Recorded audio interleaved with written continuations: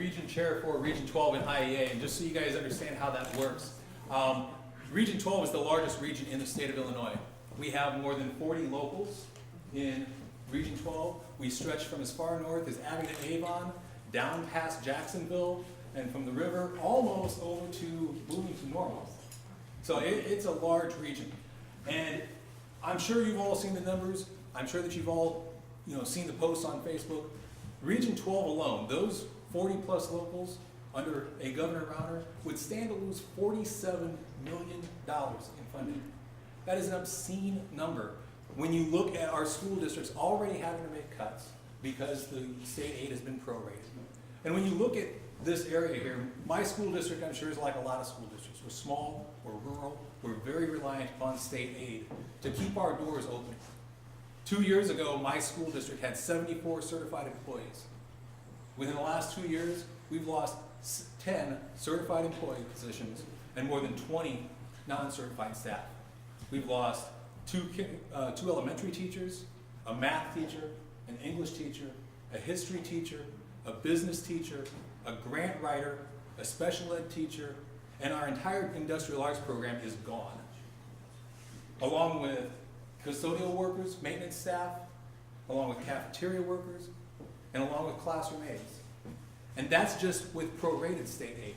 That's not devastating cuts like what we would see under a Governor Rauner. Now I know that you guys get that. I know that the other teachers here get that. John certainly gets that. But the general public, they see Bruce Rauner on TV in his Carhartt jacket, driving his beat-up van, and he looks like he could be from right here in central Illinois. In fact, he bears a striking resemblance to someone who used to sit on our school board. I'm pretty sure that they are separated twins or something. They look so much alike. But he talks about his priorities. And I was in Chicago in April at the IEA Representative Assembly the first time Bruce Rauner and Pat Quinn sat down. And Bruce Rauner spent a lot of time talking about how education was a priority for him. Education was very important to him. There's an old saying that says, don't tell me where your priorities are. Show me where you spend your money, and I'll tell you where your priorities are. $2.3 million would be cut from my school district alone. $47 million from my region. That tells me that his priorities are not public education. They're not pre-K-12. They're not higher ed. His priorities lie elsewhere. Now, I'm not a big fan of, hey, vote for this guy because the other guy sucks, no matter how true that may be. We do have our differences with Pat Quinn, the IEA does. That's well known. But Pat Quinn has made it a priority to fund public education, to fund higher ed. And even though he signed that ridiculous pension bill that we're currently fighting and are going to win, even though he signed that ridiculous pension bill, his priority is to fund that. He is the only governor to make the state's payment 3 times in a row. Prior governors haven't done that. So show me where you spend your money, and I'll tell you where your priorities are. Now I can tell you that Pat Quinn's priorities are public education and public educators. Bruce Rauner, we've seen where he's going to spend his money. Or better yet, we've seen where he's not going to spend his money. And it's not on public education. And that's going to hurt our schools, that's going to hurt our teachers, that's going to hurt our students, and that's going to hurt our communities. Bruce Rauner is wrong for Illinois. He's wrong for education on so many levels. And that's why Sarah and myself and Dave Alexander and all of Region 12 has been working very, very hard to get this information out, to inform our members. And it's not a matter of opinion, and it's not a matter of partisan politics. It really does not matter if it's Democrat or Republican in this sense. This is simple black and white math. The numbers are not there. Show me where you spend your money, I'll tell you where your priorities are. Bruce Rauner is wrong for education. Think about this, as Craig pointed out, the dollar amounts that's being cut in the region. In Macomb, the Macomb schools will lose $3.2 million in the next fiscal year. That's the impact of Rauner. But it gets even worse. $9.9 million gets cut at Western Illinois University. That's the impact of a Rauner budget on this area. So that means that's $12 million, almost $13 million when you add better than I do. And you end up with a massive economic problem for this city. You ask yourself, does Sullivan-Taylor survive? Does Aurelio survive when we take this kind of dollar amount out of this economy? When your biggest employer is cut, and that means jobs, that means increased tuition, that means less students, that means less programs. What impact does that have on this community, the employment in this community, and the long-term economic impact? This isn't just about education, this is about economic impact to this area. And I can't think of a better representative that we have had in Springfield who's been fighting for this area, who's been fighting tooth and nail for our universities, for our public schools, than our great Senator John Sullivan. So it gives me great pleasure to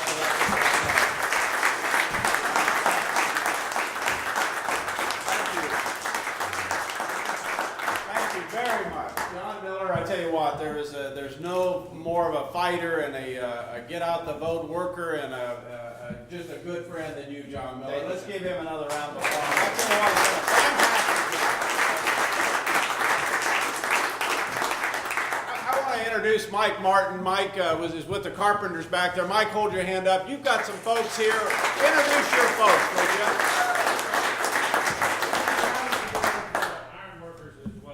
Steve, right? Yep, Steve. Yeah, Steve. Yep. Give them a round of applause.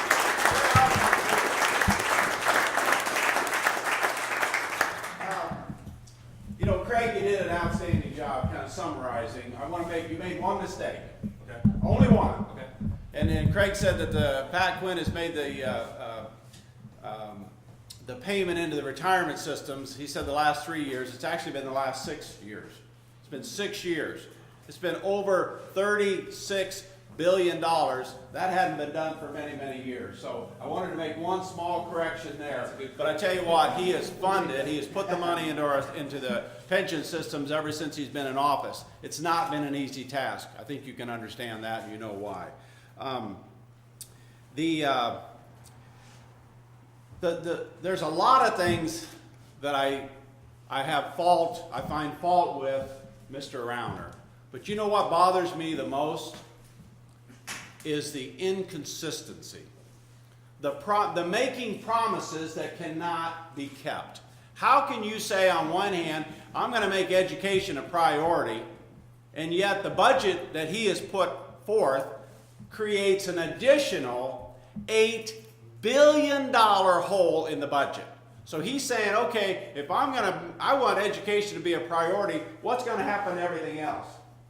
Those are unrealistic numbers that simply don't add up. You can't do it. And that's why John Miller's talking about the cuts to the university through K through 12, education to early childhood education to community colleges. It doesn't add up. You can't say on one hand, I'm going to do this, but you don't have the numbers to back it up. And those are the types of things that Mr.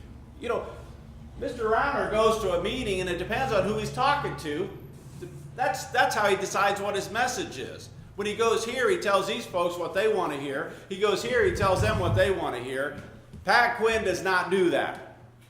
As you said, Craig, and I said this comment a couple months ago, Pat Quinn's given us some heartburn, right?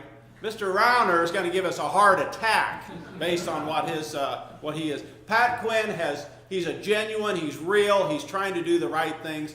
You know, the Senate Bill 1, I didn't support it. I thought it was unconstitutional. I'm convinced it's going to be unconstitutional. But he had a lot of pressure on him.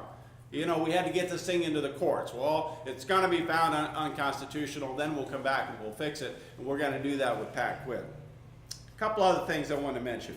And I talked to Mike Frericks a couple of days ago. He said he was going to be making a swing through the area, Lee Trotter. And I didn't know it was going to be Thursday night till right now that he was going to be here.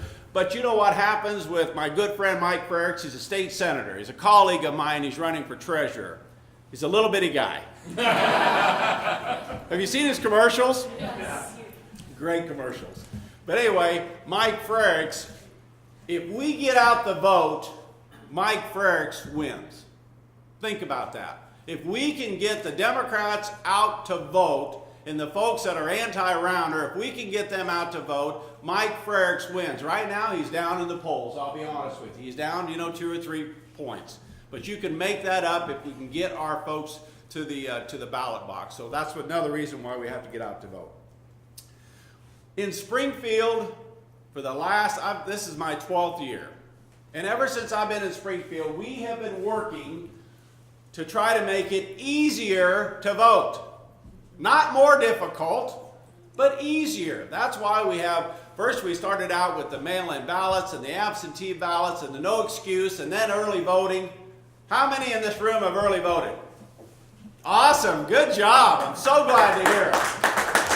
That is awesome, because who knows, on election day we've got a lot going on. Who knows what the weather's going to be like.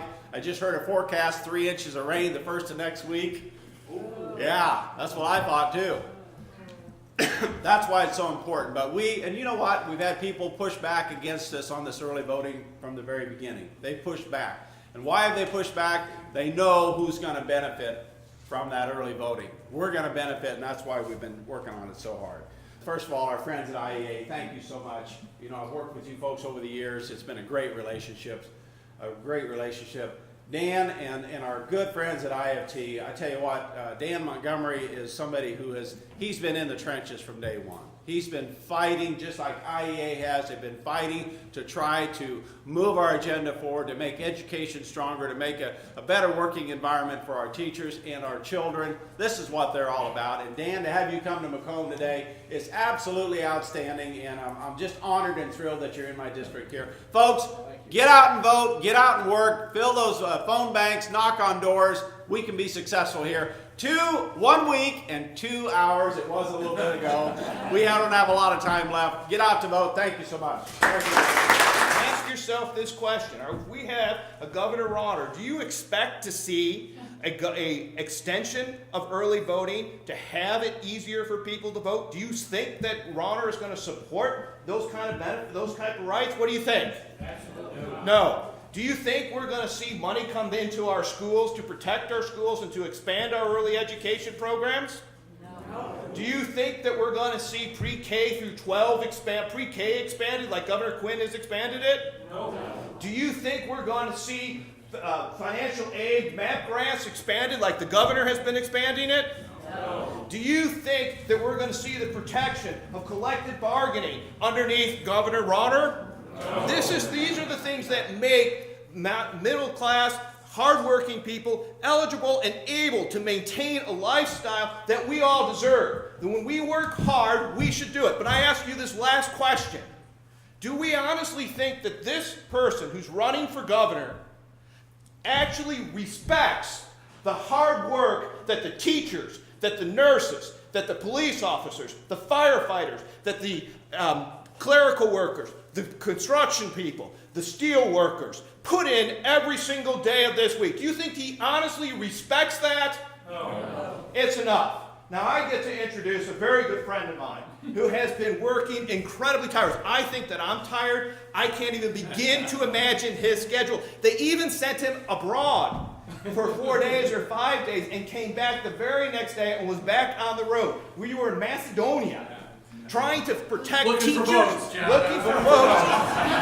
Got to get that international vote. But he was protecting teachers over there. As he's been protecting teachers here in this state, we have a strike going on up in Waukegan.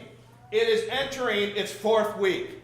Can you imagine going and skipping 2 paychecks? That's what these teachers are doing. So can I steal your hat for a minute? In the tradition of unions, we're going to be passing this hat for the teachers up in Waukegan. We're asking you to put in a small cash donation that my friend Dan will take up to those teachers to help them pay their bills, to help them stay on strike, or not stay on strike, but to end the strike, to help feed their families while they are working. They have been negotiating, if you can believe this, without the school board present, without the superintendent. They're working with a lawyer and 2 assistant superintendents. They have it, this school district doesn't even give the courtesy of having the school board present in the negotiations. That's what the problem is. And we need to fight this back. And these are the type of battles that we need. And these are the type of battles that Dan Montgomery has been fighting in this state, from the pensions to the health care workers to the health insurance to our retiree benefits to protecting simple quality of education. That's job number one. It is my great pleasure to introduce Dan Montgomery as we pass this hat around.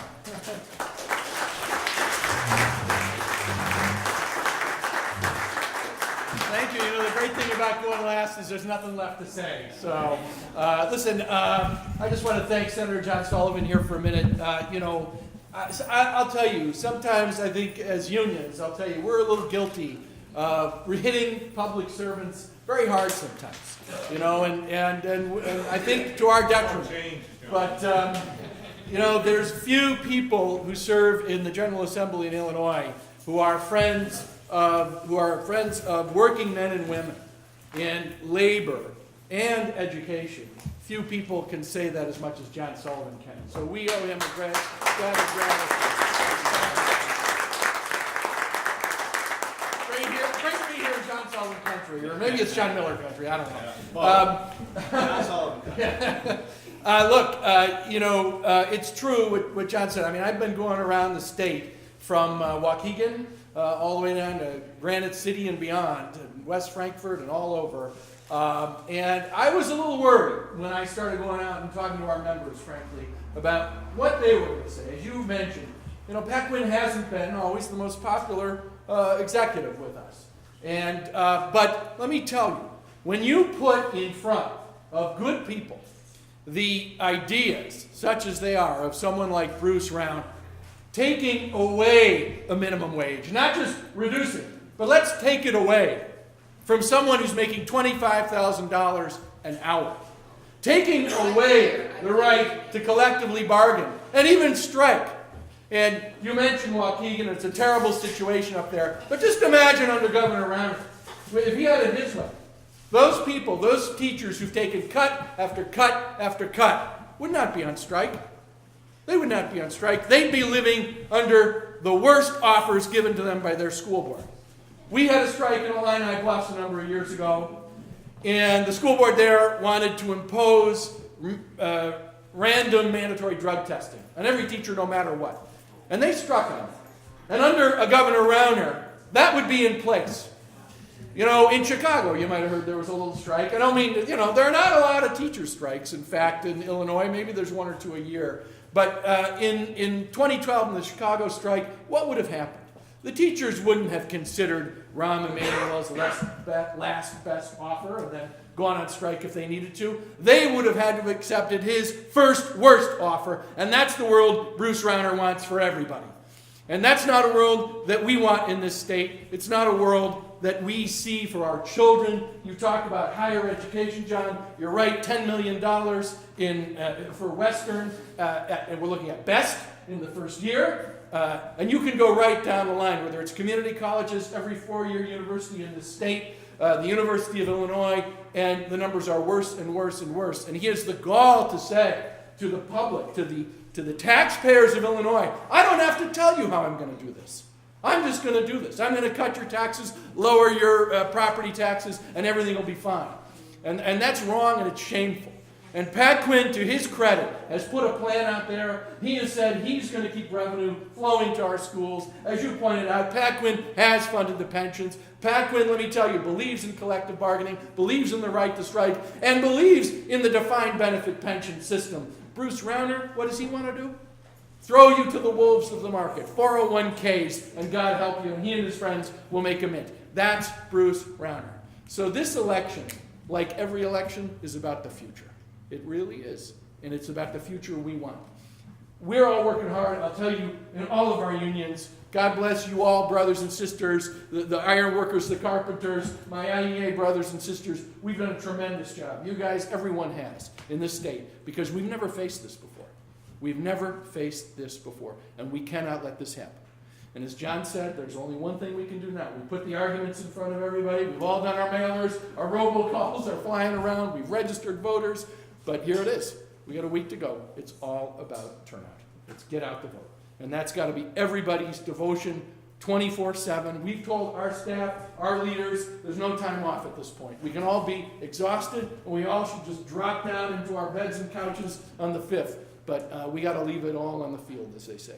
So everything you can do now, work every shift, get every neighbor, get every obnoxious brother-in-law you can to the polls, and make sure that we pull this out for Pat Quinn, Mike Frericks, and the entire team. So thank you very much for all the great work you guys are doing. Thanks for having me here, and let's take it to victory.